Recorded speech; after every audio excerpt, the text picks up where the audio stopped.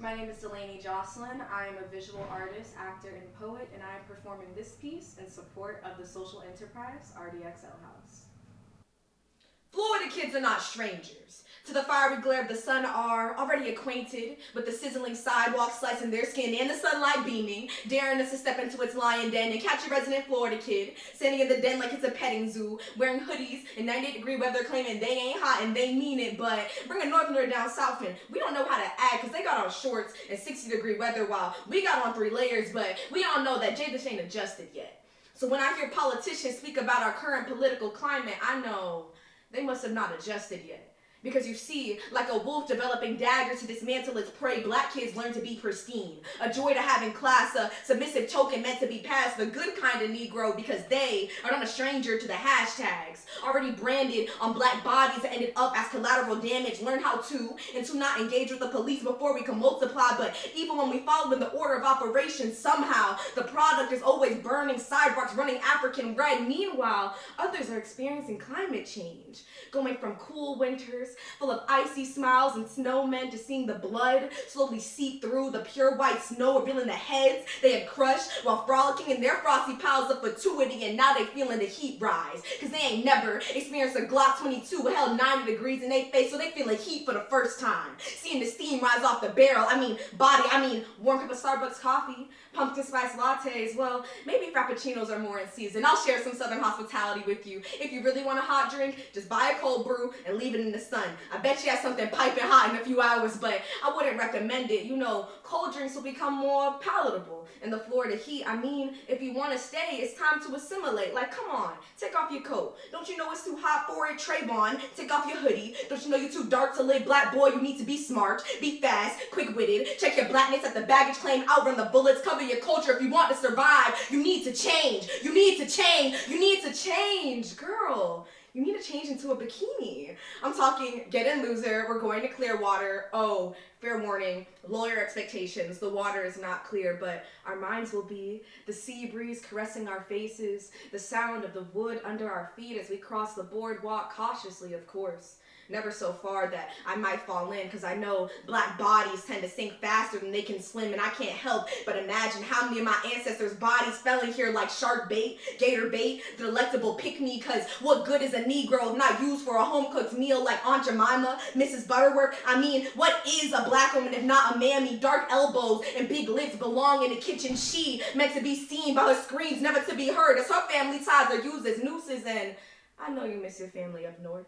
Nothing can compare to Thanksgiving dinner surrounded by loved ones sharing something so beautifully simple as a home-cooked meal, but I gotta tell you, ain't nothing like some southern food. I'm talking collard greens, cornbread, and some real mac and cheese. Boy, I know it's foreign to you, but just thinking about it feels like home, like love, like family, like blood and God. I know that his family will miss him. How do you recover from losing your child, your son? Sabrina Fulton told us we will never recover from this, but she has to turn her pain into power. Black women can't be weak, can't be emotional, have to be the rock for black boys to lean on, and black boys, I'm so sorry that we failed you. I'm so sorry that your story wasn't the last one. It will not be in vain, and God, I hate that these stories feel like home.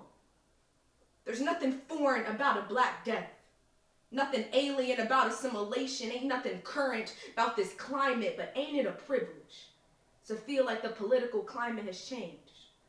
So I'm just trying to say I never noticed when the climate changed, which makes me hate you when you say that it did, because I suppose it must be hard to feel a rise in temperature when you felt heat from the depths of hell charring your skin black your entire life. So forgive me for not noticing if your frosted ignorance is melted. Okay, so how are you? How are you feeling after performing an awesome, dope piece like that? I'm feeling really good. A little sleepy, but I'm still feeling pretty vibey, glad to be here. Right, we're glad to have you. And I want to start off with, okay, so what's the title? Repeat the title for us. Basically, so the audience knows. And then my first question is, how does this piece, first of all, what was the process like writing this? But also, how does this piece reflect your views on community? Okay, so this piece is titled Climate Change. I wrote this piece back in 2020, amidst in the like hate of the Black Lives Matter movement, because I remember I actually wrote it while I was like on a plane. The idea for the piece came to me and I started writing it. But I wrote in the midst of the Black Lives Matter movement because there was just like I was getting really frustrated with just like the way that like our society was like having like this like discourse on like, oh well, you can't say those things now, and you know like things are going on now, and like everyone acting like there was something new occurring when like they had been like murdering and oppressing people since like the existence of this country. So I just found that really frustrating. But in this piece, once I did begin writing it, it was difficult. This was one of the like only, because I'm like a stream of conscious writer. So all of my poems are written like in the moment, like spur of the moment. It's split out and then I don't come back to it and I'll like fix it later. But this was one of the like only pieces that like I genuinely had like wrote and like stopped and then like wrote and then like stopped and then like edited and like brought it to my friends and was like, how do I make this work, and like that type of thing. And I found that I struggled a lot with it at first because it was like one of my only pieces where I'm kind of playing with like two different characters in a way. But the way that this piece really reflects community to me is really just the disconnect between communities at times, and how the disconnect can affect the people, like when two communities are experiencing different things, and when what is happening in one community is brought to light by the other. I don't think the correct response is to pretend like this was never happening before and to pretend like this is something new. And that was something that was really frustrating at the time because people acted like something new was occurring. But in this piece, I feel like I just wanted to give tribute at least to the fact that a lot of Black people were probably feeling like they were having to reiterate something that had been here for so long, and just giving them back the fact that like, yes, we have been here, and yes, like someone has heard you throughout all of your suffering, even if people are just now paying attention. I think that's beautiful. I think it's beautiful, and I think it's crazy how many different people I feel like that can reflect off of.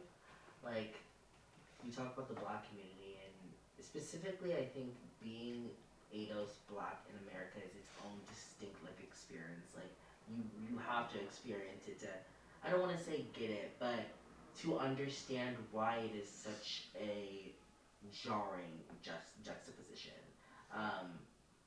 But then even to hear those words and think about like how like we live in this American empire, and so many times when we think about like Black people, racialized Black people, the only media that they can consume that shows us is us being robbers, thieves, murderers, rapists. Like the first big blockbuster being the birth of a fucking nation, Yeah. and them still teaching that in film schools today. Like and being like, well, D.W. Griffith was like a racist, but like we have a lot to learn. Like no, like the film wasn't even good. I literally don't see the point. And so what I think is a little bit interesting about that is it kind of speaks to, obviously, I'm not gonna say obviously because girls, some Black people don't beef with themselves. But as a racialized Black person, like a lot of what you were speaking to in your poem, I was like, I wish we could see more of this. I wish we could see less of the, oh yeah, let's deal with this now, as in this is a new problem, as in before Trayvon Martin there wasn't Emmett Till, there wasn't literally like police brutality in every single decade with specifically racialized Black people and so many other types of people. Yeah. And it makes me wonder, what do you think the role should be for media in our world when we already recognize how much the media villainizes Black people? Like even you think about not even just TV or movies, but like the news. When something happens, it's always this devil's advocate of, oh well, I mean he looked scary. What does that mean? Yeah. What does that mean, Lily? What does that mean? Yeah. So like, what do you think the role could be in an ideal world for media companies? I feel like something I've definitely been exploring a lot recently, like with my intake of media, is like the difference between representation and romanticization. Mm-hmm. And I feel like that's something I've noticed a lot in the way Black people are represented. Like they're either representing us as like these criminals and like we're something that's dangerous. And then it's like when we are given the opportunity to be something else, then the only role we're given is now the victim. And we're not allowed to be more than the victim. Like, they only want to see black trauma in like 12 Years a Slave. Like, we're not allowed to have stories where we're actually given the power back. And so I feel like the role of media now, and that I'm noticing, is that we have to stop the romanticization of black trauma, because it's like we took this really big swing from being like, oh, we're talking about black people like this, to being like, oh no, they've been through things. And now it's like we took this swing all the way to the other end, and it's like the only thing we represent is that they're like running out. So sorry to interrupt. No, So you're one of good. the cameras just died. Which Well, one? it's okay because this one's the probably what we'll mainly do for the interview. Okay. That one, right? This one died, but you maybe just gonna adjust this camera Right, before we yeah. finish. Just put you on a. Yeah. It's high. Is it? Which is fine because Go this ahead and camera just shows use- you spot on. Right. So that Yeah. we'll just And- probably oh. use this. And seeing how David was editing Sierra's footage, Uh-huh. we'll probably most likely use this camera. Right, and she's looking most at Yeah. this camera. I just want to, Yeah. since you're looking this way, I just want to put you on the third line. Okay, can you look at them, please? Just real quick. Okay, I just wanted to make sure. I Sorry, just want to make sure. You're stopped you mid speak. No, you're So good. sorry. I We're was good. like, Is this I recording? heard the beeping. I we both looked exactly. at That's each what other. It's recording, right? Yeah, it's recording. It's recording, so you guys can continue at any time. Okay, so sorry. Can you Okay. finish what you were saying? So, representation or romanticization.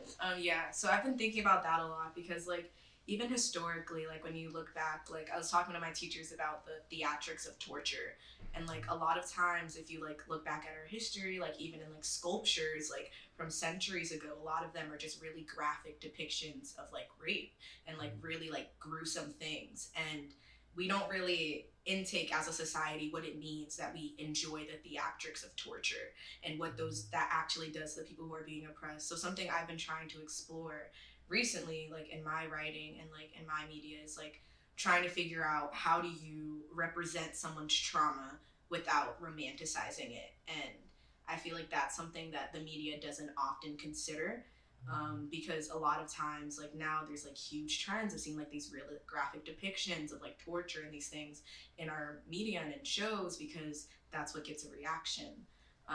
But I feel like a lot of times when we're doing that, we don't notice the effect that it has on the people. And I found that the only way that we can represent people's trauma without romanticizing it is if we take the conscious effort to remind them that despite what they're going through, they are surviving.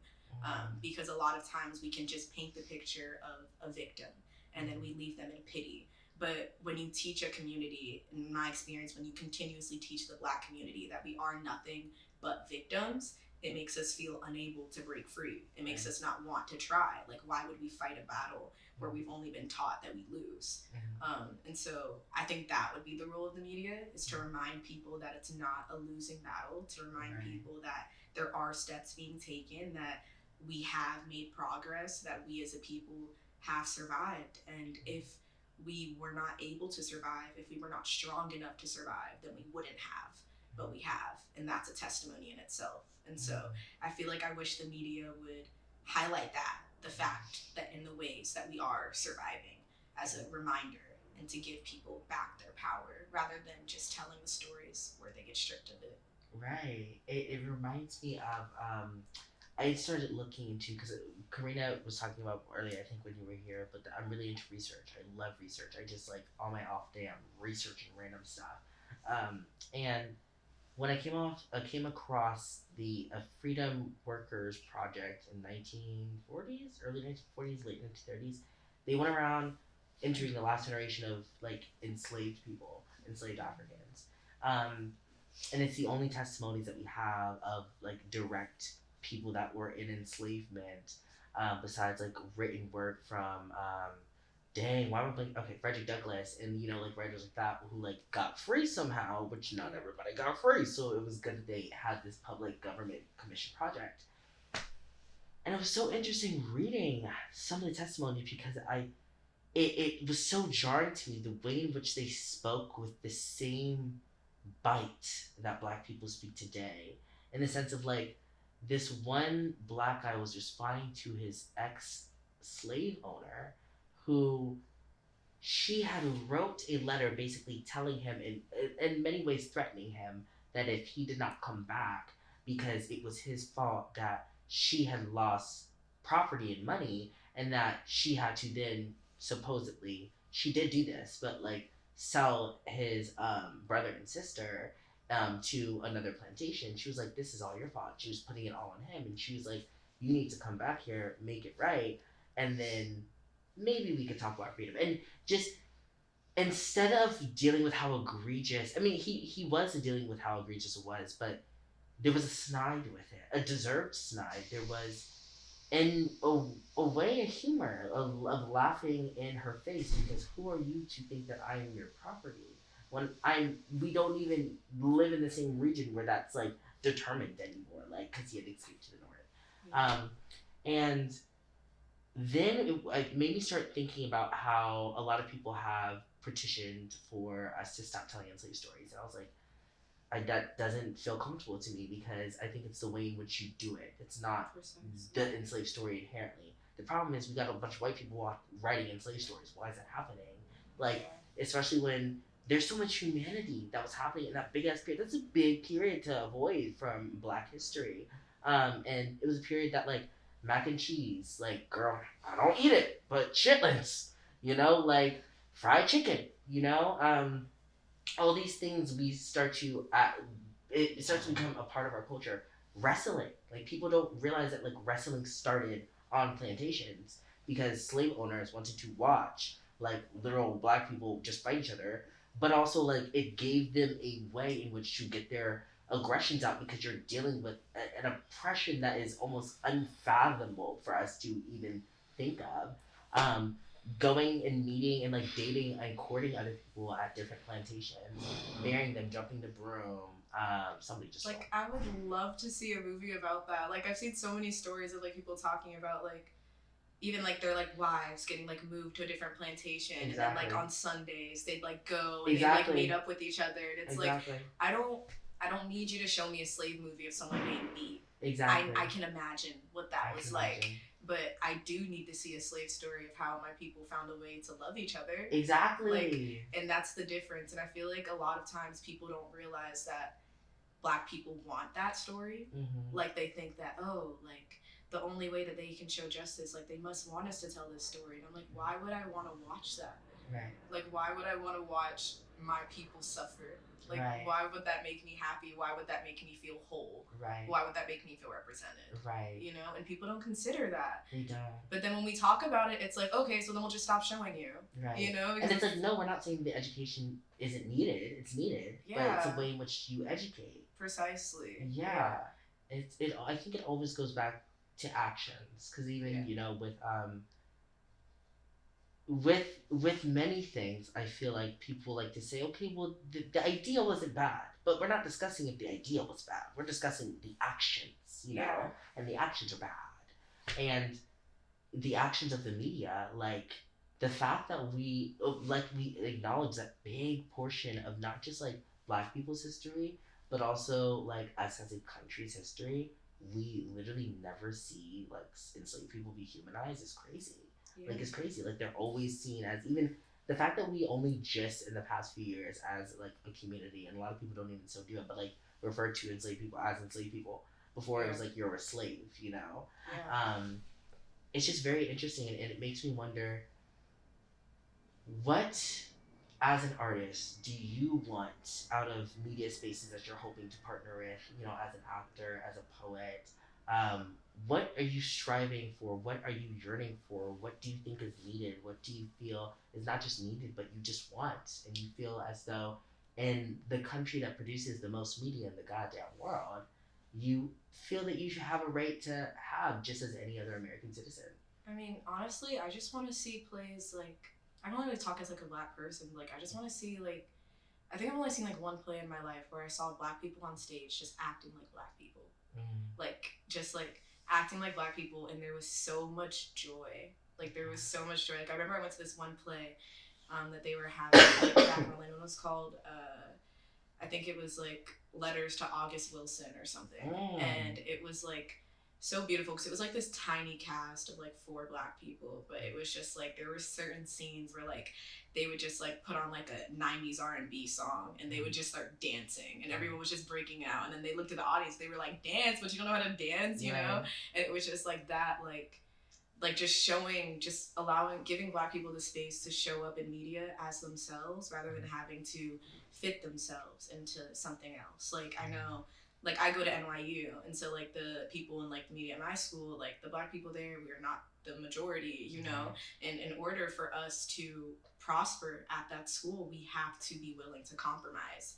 Like even as like a Black actor, like when you move into that, you have to be willing to compromise, to play whatever role they want you to play, to do whatever space they've created for you. Whereas like I just want to see I want to see Black stories told by Black people and not make it sound and not care about making it digestible for white audiences, but rather like creating shows that are like made by us for us, you know, and like not in the BET way, but like in like us like genuinely putting our hearts into it, you know, and like just showing our stories and a lot, because I just want to see like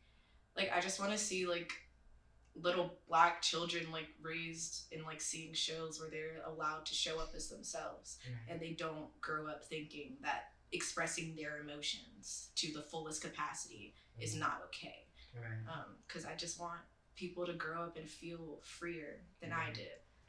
So that's what I'd like to see. I love that, and it makes me think about how when you have models that are for profit, you know, it's often the marginalized people, but specifically talking about racialized Black people in media, it's the very reason and the excuse that is utilized of not making authentic Black media.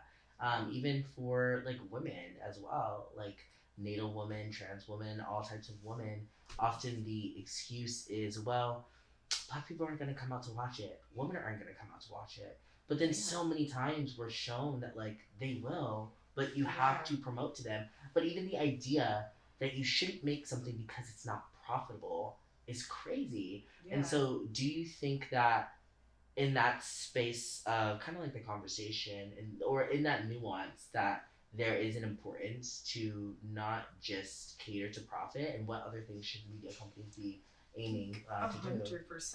I think like one of the like biggest downfalls we have with all of our creativity is the commodification of it. Like it, like right now in class I'm like studying like music and like the idea of like popular music and the transition that occurred when music became something that could be sold.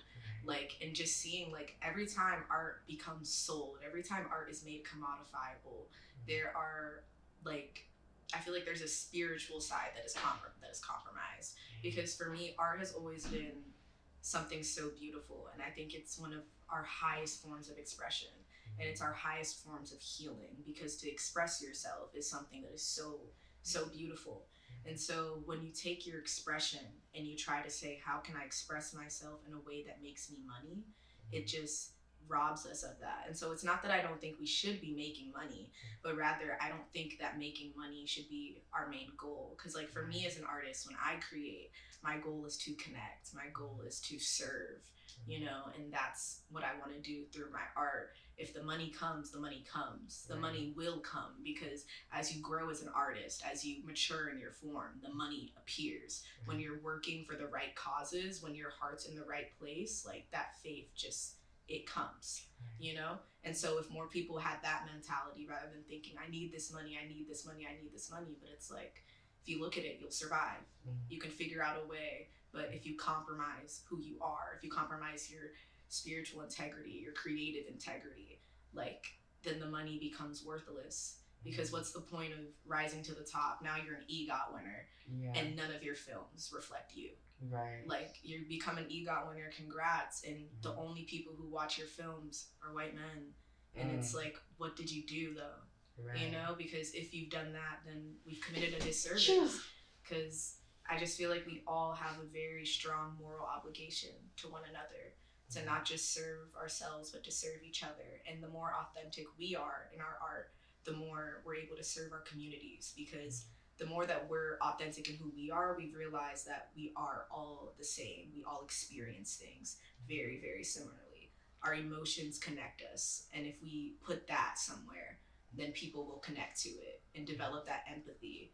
And that's what we need, you know, because it's like, we can get the money, but like, honestly, like, I'm just so, like, capitalist society is so stupid. Like, it's literally just so stupid. Like, I'm just not, like, I just don't, like, you gain the whole world for the price of your soul. For Yeah. what?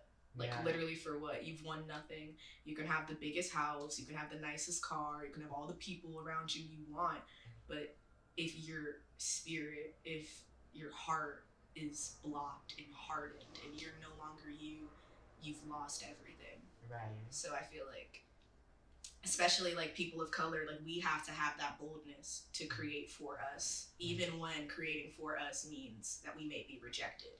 Even when creating for us means that everybody's not going to accept us. It means that everybody's not going to like it. It means we're going to hear a lot of no's before we hear a yes. But our loyalty has to be to ourselves and our own hearts before it's to any dollar or to any company. You know, so that's my perspective. Yes. And my last question, sorry, I was listening, so it kind of slipped my mind a little bit, but I know that it was about just the fact that so a lot of what you were talking about made me think about like Issa Rae's advice of networking. Love Issa. I love Issa. Love She's Issa. doing so much for She me. is. Like she really like. She's like such a prime example. She's such a prime example because people don't realize the historical effects that she's had on filmmaking, literally in just lighting Black people. I've never seen Black people lit that way, and in a nice way, like in a thoughtful way, in a way that looks good on their skin, in a way, especially in dark like lighting. Like that was the main thing. When there's dark lighting, it's always the problem of, oh, well, you know, you're just gonna look like a shadow, and it's like that's not true. Like you just don't know how to light Black people, and there's a science to it. And she worked with her lighting designers or her lighting ops, whatever exactly was their position. But I remember the lighting person talking about it on an interview, specifically on how to light them and how to. And she also was a Black woman, so like makes sense. Right. But that's why it's so important, I find, to have people that look like us, that understand our struggles, that understand the details, the little details and things. Precisely. And one thing she said that I feel like reflected what you were saying was about horizontal networking. And she just kept on stressing to all the emerging artists, you need to be, instead of looking so much at who above you can get you into a door, you need to look at who's across from you and what you could do to collaborate with them and what you can make. And it was just such an eye-opening thing to me. And that's literally the thing that started this media house. It's literally the reason why, you know, after my off-Broadway play, Karina like saying something to me, I was like, I'm gonna remember that and I'm gonna reach back out. David and I doing that festival together, I'm gonna reach out to him. And then he applied for the position. I was like, oh my god, yes, I love working with you. Because horizontal networking is so important to me because it's community building. Yeah. And so I'm wondering, for our last question, can you tell us why you think it's important to horizontal network? But specifically, why would you find it important for other artists and other patrons to not just donate? Because you can donate $5, you can donate $10, but like live in community with a media company like RDXL House, live in community with other production companies that are grassroots, are indie companies that are making their own films, that are going down on the dirt and doing their own work. Why do you think that they should live in community with us? I think something that's so important when it comes to living that community and horizontal networking is that it creates the spirit of humility inside of you. And I think that's so important. Like, if you come into any industry as a creative and you're prideful and the only person you think about is you and you're only worried about your acceleration to the top, I think you've lost the reason to create, you know? And what is the reason to create? For me, the reason to create is to express yourself, to heal. For me, creativity is therapy, creativity is healing. And if you are only trying to succeed, then you lose that ability. Not only that, but the people around you are more willing to help you than anyone who's above you. The people around you can learn from in ways that are so different. Like, it's one thing to have a mentor, it's another thing to have an ally. Like, that's like completely different dynamics. And like, your mentor may be there, they can be with you for a time. Mentors are good for a time. Right. But like someone who's actually an allyship with you, someone who is your friend, like a lot of times, like, the connections you'll build as a creative don't come from, like, the stage. They come from you Right. getting off stage and saying, what's your favorite color? Okay. And then, like, now you guys are besties because you guys like dinosaurs or something. Right. You know? And then somewhere down the line, there's an opportunity and you both win. But it's like, if you get to the top and you've made no friends, who's gonna celebrate with you? Like, who are you winning for? Right. Who's gonna come? Like, congratulations, you've won, you got the Grammy, everyone's applauding, and you go home alone? Like, what's the point? You know, because the point of creating is to heal ourselves, because we've all been experiencing so much trauma. This world is traumatic. This world is traumatizing, like, and we need help. All of us is in need of help. All of us are in need of healing. And if you think that the person next to you does not have something to teach you, then you've already lost the correct mindset to approach it with. Because you're no longer coming from it from a place of learning. You're no longer coming from it with a humble heart where you're willing to accept things. Not only that, but you're cutting off your knowledge, because then it's only you. Then you're only focused on how one person can help you. And not only that, but if people can sense that you only want something from them, they're not going to want to support you. And so just being in community, showing up, showing your face, just loving on the people next to you as they create will make you a better creative, because it teaches you to be in community. And when you're in community, you learn empathy. When you learn empathy, you learn to be more one with yourself. Like, you and me, like the eyes and I, you know, like you are me, I am you, we're all reflections of each other. The more you get to know the people around you, the more you get to know yourself, the more you get to understand their art, the more you understand your art. Like, it takes opening your eye to other perspectives in order for your perspective to grow. And if the only thing you're focused on is your own, you're not going to get very far. And if you do get very far, there will not be many people who actually support you. And at the end of the day, it's like, then what's the point? Because creativity, art is so beautiful. It's so fun. Like, this is such an amazing thing to be a part of. It's like, why would you ever rob it of what makes it beautiful and turn it into something that can be commodified? Like, because I'm not a commodity. You're not a commodity. We've come so far from being commodities. And it's like an injustice to put ourselves back in the place of commodification when so many people have worked so hard and given their lives for us to not be that. Like, now we have the opportunity to just express, and that's a privilege. Everyone around the world cannot just express. They don't have that privilege to come and commune and just create for fun. This is a privilege, so don't treat it like it's just a business, because it is, but it's not. It's so much bigger than that, and I think we have to remember that. Otherwise, it's like, what's the point anymore? Might as well just throw it away and do something else.